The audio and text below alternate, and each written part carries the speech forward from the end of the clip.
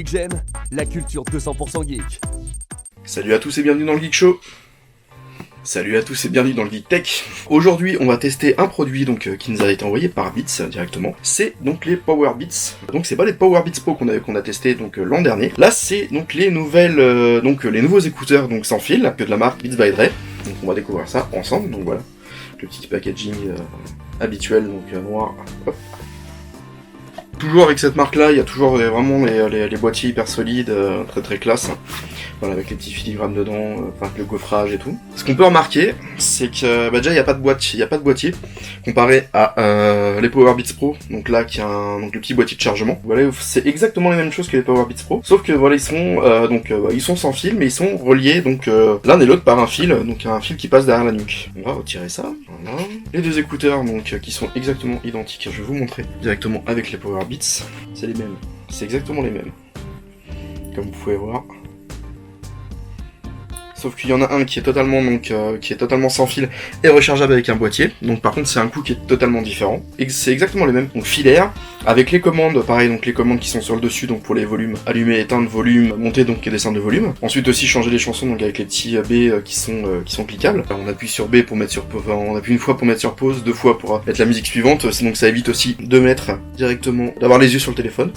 Donc voilà, ils se mettent exactement comme les autres. Donc voilà, ça part directement avec un petit fil derrière. En fait, c'est une alternative au coût qui était assez élevé des Power Beats Pro, qui divise quand même le prix du produit énormément. Donc ça réduit énormément le coût par rapport aux Power Beats Pro. Donc les Power Beats Pro qui sont vendus à 250 €, donc 249,99 €. Voilà, ils sont disponibles en 4 coloris. Mais donc c'est des écouteurs qui sont faits avec il y a une base de rechargement justement qui est toujours dans la poche. Contrairement à Power Beats classiques qui eux doivent être chargés avec un port, je sais plus où est-ce qu'il est, directement le port qui est ici, juste à côté du petit micro. Je vais vous montrer le reste de la boîte avec les différents câble USB Lightning ainsi que les différentes tailles pour les écouteurs, en fonction de la taille de l'oreille qu'on a, si on a une petite ou une grande oreille. Et en fait au fond il y a une petite pochette.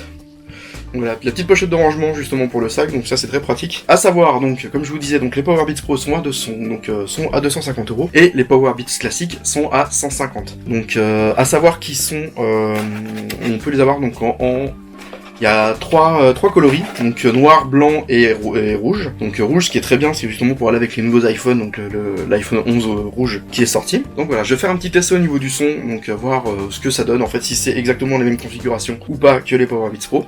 Et je vous dis tout de suite. Donc je viens de tester les Power Beats classiques, enfin moi j'appelle ça les Power Beats classiques, mais les Power Beats normal. Au niveau du son, c'est quasi identique en fait aux Power Beats Pro,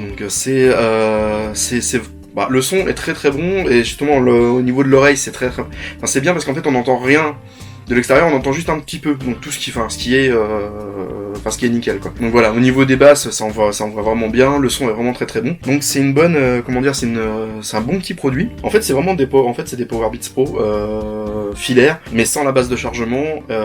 Et par contre j'ai regardé au niveau des statistiques, au niveau des stats, elle dure beaucoup plus longtemps. Donc elle dure 2 heures je crois que c'est 2 heures de plus si je dis pas de bêtises, par rapport aux Power Beats Pro. Donc après le désavantage de celle-ci, c'est qu'en fait quand on arrive à la fin de la batterie, il faut trouver une prise ou il faut trouver une power bank en fait pour pouvoir les recharger. Contrairement à l'autre qui est directement, on les met quelques temps dedans. Je crois qu'en une demi-heure elles sont chargées, donc ça va très très vite. Donc les Power Beats, je valide en fait en disant que c'est quand même une bonne alternative aux personnes qui voulaient se prendre les Power Beats Pro, mais qui sont quand même rebutés par le prix. Mine de rien, c'est quand même 100 € de plus. Donc là c'est des bons écouteurs à partir de 150 €. Enfin c'est à 150 € et ils sont plutôt pas mal. Donc moi je vous les conseille. Sur ce, j'espère que cette vidéo vous a plu. N'hésitez pas à lâcher un petit pouce bleu, mettre un commentaire, nous suivre sur les réseaux sociaux, sur le site et tout. Et puis je vous dis à la prochaine.